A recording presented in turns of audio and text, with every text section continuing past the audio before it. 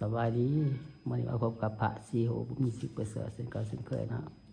พระสุโขสิภามาดูผสมสร้างนะสร้างเห็ดเถื่อนสบายดีว่าตีสวัสดี ยังก็อันตินเสาอ่ะก็อันนี้อย่างนี่เขาเห็นว่าจะอะไรนี่ เสา เสา สแตงเสา จะแตงเสา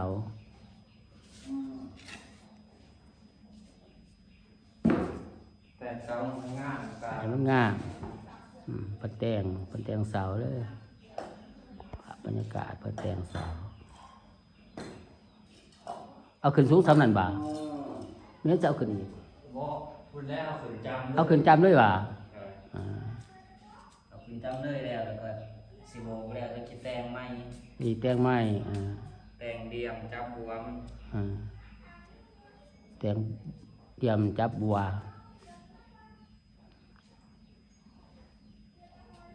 อันนี้มันที่กะโลนะที่กะโลหน่อยเนาะ สิโครกัน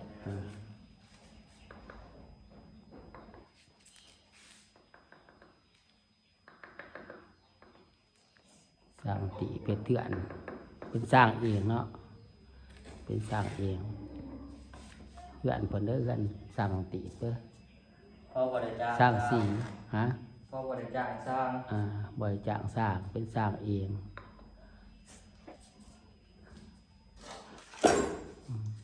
สร้างสีเพิ่นเฮ็ดเองเนาะ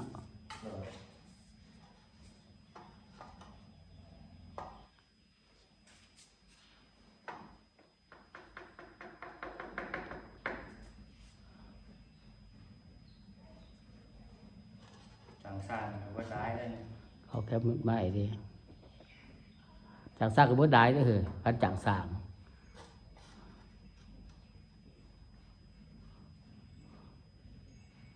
แต่ซื้อแต่เครื่องอุปกรณ์เนาะซื้อแต่ปูนแต่อันนี้กะโหล คูณ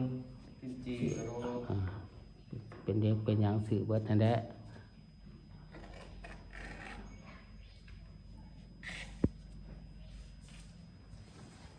ปกติแต่เรียบร้อยเด็กกะโหล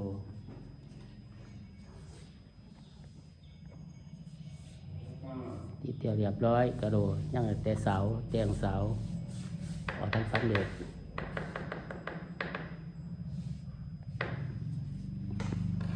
สิท่าสีหยังนี่ ท่าสีบ่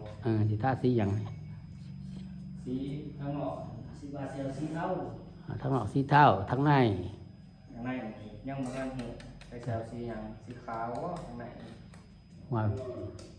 เอาสีหงแล้วมาใส่สีขาวมันกระบอนแหละเอาสีหงมาใส่มันจะงามข้างในมันจะต่อกับไฟ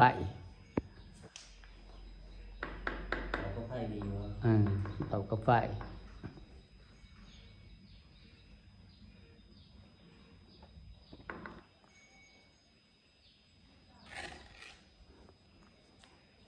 ภาพมาดูมาส้มสร้างเนาะสร้างสี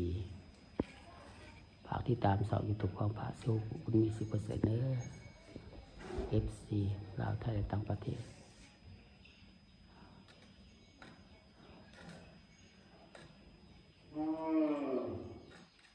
ชื่อปลาบางอันชื่อปลาใหญ่เนาะ ฮะ บางอันชื่อปลาใหญ่มาบ่อย ซื้อปลาใหญ่มาปล่อยมันก็ใบร้ายโต แต่ว่าได้เทิงมาซาโต คันตัวใหญ่ ยังบ่ได้ซาโตมากปล่อยบ่ได้พอถิดกันใส่เวทปิงกินครับ ใหญ่แล้วบ่ล่ะ ใหญ่แน่ๆสื่อตัวใหญ่มากทำแคน ปลาอีหยัง ก็ดู ปลาดุกเรียกว่าซื้อปลาปากมา ว่าปลาบ่ได้ซื้อมามันหนักไม่ซ้ายแบบว่าได้นะ สันไหลกะไหลซ้ำนะสาไหลตัวไหลนี่ว่าวัดพังกุดนี่หว่า ซ้ายตัวนี้ก็ทะลุเกี่ยวกับ ปลาปลุกบ่นี่ พุทธเป็นแต่พูด ก็สิซื้อมาใส่นี่แต่ว่าปลาฮะ ซื้อมาซ้ายๆหน่อยอย่างนี้นะ อืม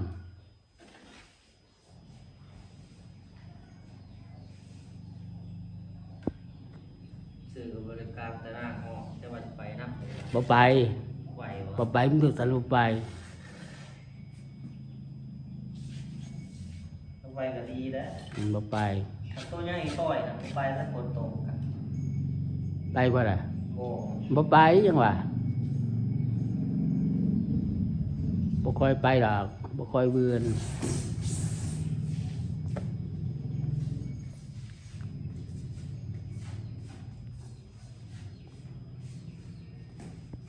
เอาคลิปนี้กับพาสุขขอลาไปก่อนบ๊ายบาย